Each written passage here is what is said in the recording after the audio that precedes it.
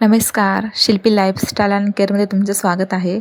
टाळ मृदुंगाच्या गजरात भगव्या पताका हातात घेऊन रामकृष्ण हरीच्या जयघोषाने संपूर्ण सासवड दुमदुमून गेला आहे.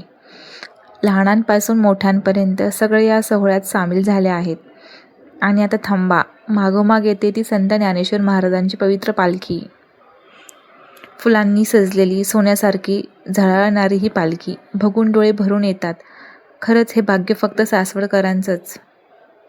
पुण्याहून निघालेली ही पालखी आज इथे एक दिवस विसावा घेईल. वारकऱ्यांना आणि भक्तांना दर्शन देऊन उद्या पुढे निघेल.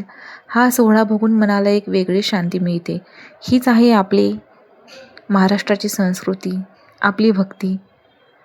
असे भक्तिमय आणि प्रेरणादायी क्षण बघण्यासाठी शिल्पी लाईफस्टाईल अँड केअरला लाईक करा, शेअर करा आणि सबस्क्राईब करायला विसरू नका.